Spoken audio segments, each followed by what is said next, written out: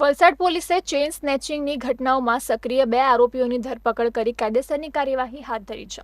આ આરોપીઓએ છેલ્લા કેટલાક મહિનામાં વલસાડ જિલ્લા અને સંઘ પ્રદેશમાં કુલ 7 ગુનાઓને અંજામ આપ્યો છે.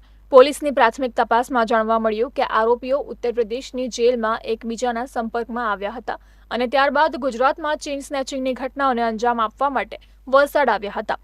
તાજેતરમાં તિથલ રોડ પર રાત્રે ચાલવા નીકળેલી 2 મહિલાઓ પૈકી એક મહિલાની સોનાની ચેન લૂંટવાનો પ્રયાસ કર્યો હતો.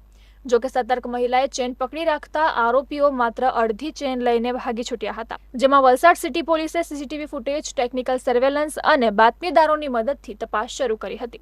આરોપીઓની પૂછપરછમાં ખુલાસો થયો છે કે તેઓ લગ્ન સિઝન દરમિયાન વિશેષ સક્રિય થતા હતા અને લગ્ન પ્રસંગો તથા સગાઈ સમારંભમાં જતી વૃદ્ધ મહિલાઓને ટાર્ગેટ કરતા હતા.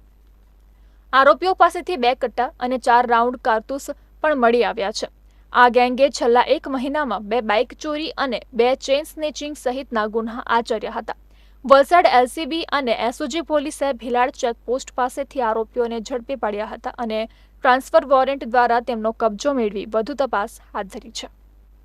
મોહમ્મદ હનીફ ઉર્ફે મુન્ના છે, એની વિરુદ્ધમાં પણ 15થી વધુ વલસાડ જિલ્લાના અલગ અલગ પોલીસ સ્ટેશનમાં ગુનાઓ દાખલ થયેલા છે. જે પકડવાનો બાકી છે એ મુન્નો અને આતમ સાહની, આ લોકો ઉત્તર પ્રદેશની બસ્તીની જેલમાં સાથે હતા અને મુન્ના અને સંદીપના કહેવાથી આ ગેંગસ્ટર જે આતમ છે એનો કોઈ વલસાડનો કોઈ ગુનાહિત ઇતિહાસ નથી. એટલે વલસાડ જિલ્લામાં ઓપરેટ કરવા માટે લોકોએ શરૂઆત કરી હતી અને વલસાડ જિલ્લા પોલીસની સક્રિયતા અને ગુજરાત પોલીસની સક્રિયતાના કારણે આ 2 ચેઇન સ્નેચિંગ કર્યા બાદ તરત જ આ આરોપીને પકડી પાડવામાં સફળતા મળી છે.